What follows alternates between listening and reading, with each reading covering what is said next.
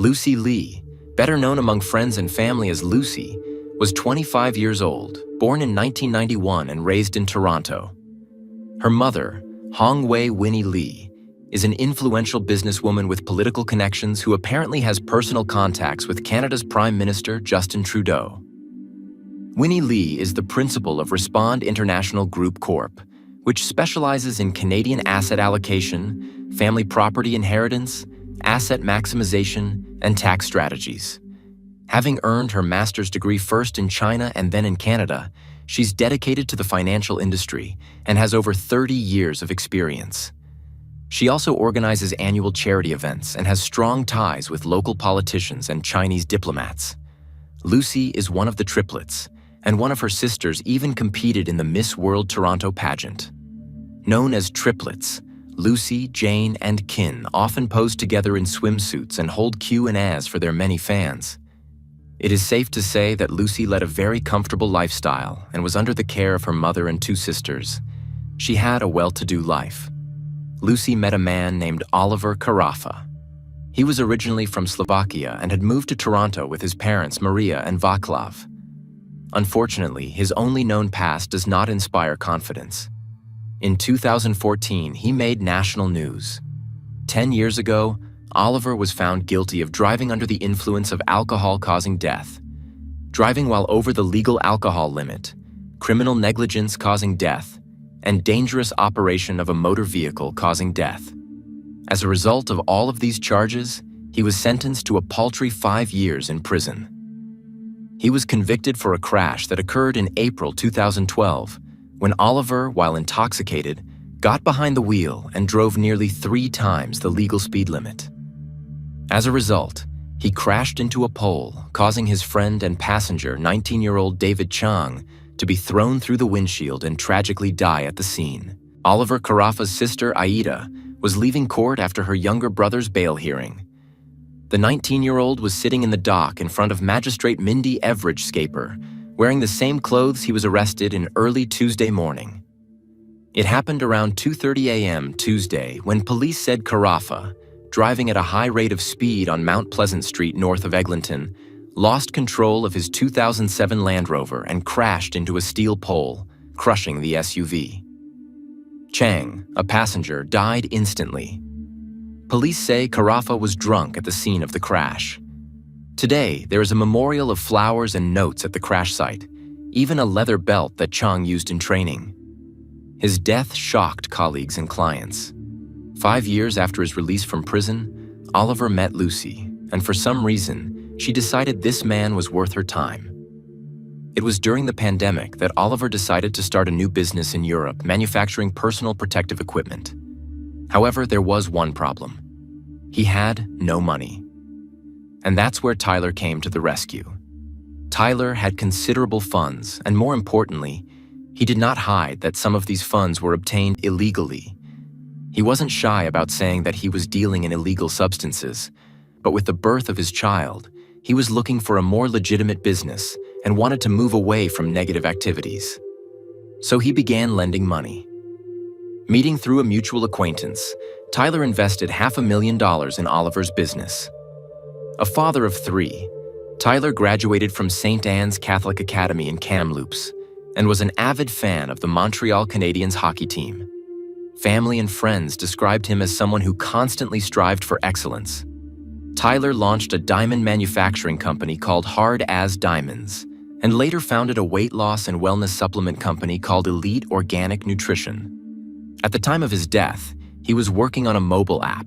Tyler and Jordan's main reason for moving to Ontario was to pursue more legitimate businesses, as Tyler was fed up with the corrupt world. After getting to know each other, Tyler and Oliver quickly became good friends and business partners. Apparently, they met over 100 times during Tyler's investment, and during that time, Oliver and Lucy received many gifts from him, including expensive watches. Although Jordan and Tyler believed that Oliver's personal protective equipment business was thriving, the truth was that it was actually failing. Oliver did everything he could to deceive them, once even showing them an image on his phone that displayed $12 million in his bank account. During the course of their business relationship, none of the 4 participants signed a formal contract, but Oliver continually promised to do so. Despite his promises, he also began to delay payments. He told Tyler that they needed to go to Prague and open European bank accounts for better access to profits, as bank transfers to Canada would supposedly be heavily taxed. However, in 2021, there was an endless postponement due to border restrictions due to the COVID-19 pandemic. In fact, Tyler was never a dangerous man, and furthermore, he never threatened Oliver over borrowed money. However, Oliver and Lucy began to feel the pressure, and instead of accepting the situation they themselves had created, they decided to build up the tension and devise a plan to kill. The plan went as follows. First, Oliver lured the couple by claiming that it would be easier to transfer money from his business and from Europe through life insurance, which of course could have been arranged through Lucy's wealthy mother. Lucy and Oliver then lured Tyler and Jordan to a remote storage facility in Stony Creek, claiming it was the perfect place to expand their illicit substance business. Oliver bragged that he had several medical licenses and it was the perfect place for the business. It turned out that the warehouse belonged to Lucy's mother, so no one suspected anything. In reality, Oliver just wanted Tyler in a remote location to kill him. Oliver then asked a friend for a gun and asked him to stay at Lucy's apartment with their SIM cards. He also asked this friend to use their SIM cards regularly to give the impression that they were still in the apartment. This friend had no idea that they were planning to kill someone. All he knew was that Oliver and Lucy were on a secret mission. Oliver also arranged to sell his Audi and Tyler's white Land Rover after the murder, making a deal for $4,000 for each vehicle.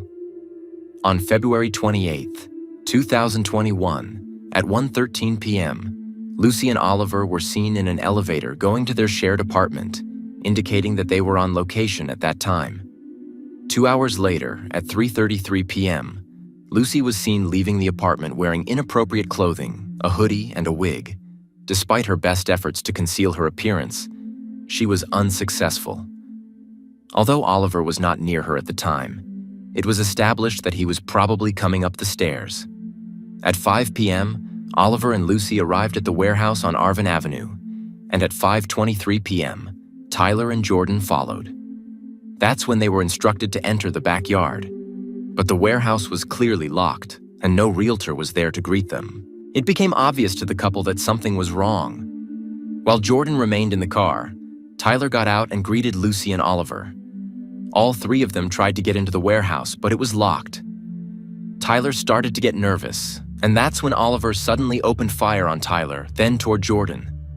Tyler yelled at Jordan to get out, and putting it in reverse gear, she jerked out of the warehouse parking lot, but she managed to get shot several times. She remembers her partner's last words. It was Oliver.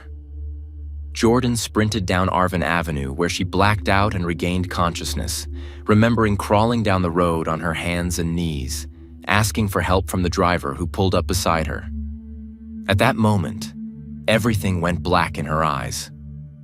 For the next hour, Oliver and Lucy wandered the streets around that warehouse, desperately trying to find Jordan, but despite their best efforts, they were unsuccessful.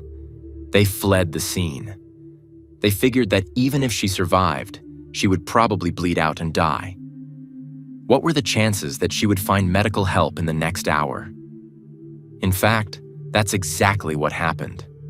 When Oliver and Lucy learned that she had survived, they realized they were in serious trouble. They realized that if Jordan came out of her coma, they would be wanted for murder and took drastic measures. They fled the country. After the murder, Oliver and Lucy returned to their apartment, packed up their belongings, and went to a remote gas station around 3 a.m., where they waited for it to open. When the gas station opened at 6 a.m., Lucy went inside and threw a black garbage bag into a public restroom that contained bullets, a hat, and her wig. They then left their vehicle and hailed a cab. Later that day, CCTV cameras captured Oliver and Lucy at the Montreal airport. Police have confirmed that the two suspects involved in last month's murder and attempted murder in Stony Creek have fled overseas. According to information received, 28-year-old Oliver and 25-year-old Lucy flew from Canada to Eastern Europe about 24 hours after the murder of Tyler Pratt and the attempted murder of a second man. Police believed Oliver and Lucy knew they were wanted in connection with the incident and were actively hiding. Unfortunately, the authorities learned of their escape too late. Oliver and Lucy managed to escape to Frankfurt, Germany, and then traveled to his home country, Slovakia, where they hid at his parents' house. At first, everything seemed to be in order, but Oliver's parents were furious when word got out about the arrest warrants issued against them and demanded that they leave their home immediately. However, it wasn't without the help of his father, who sent them to a safe haven in Hungary.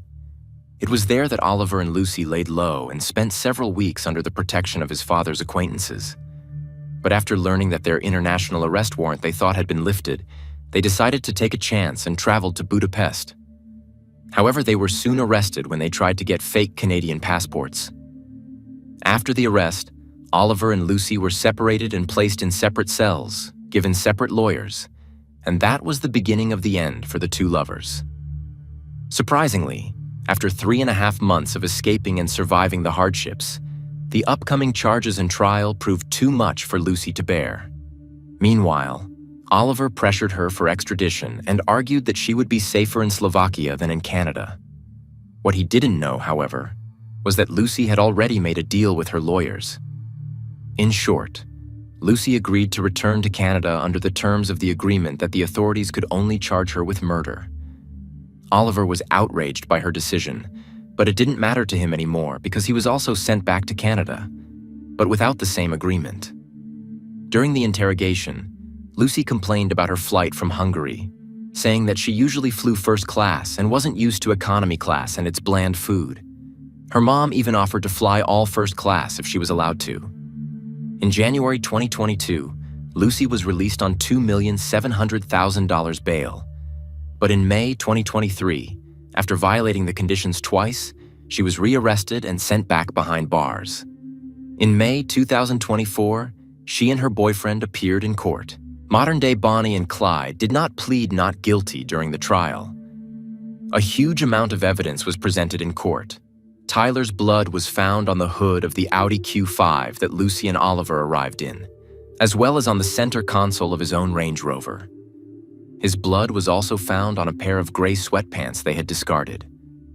Tyler and Jordan's DNA was also found on a pair of masks that Oliver had thrown into a garbage can at a store in Port Carling.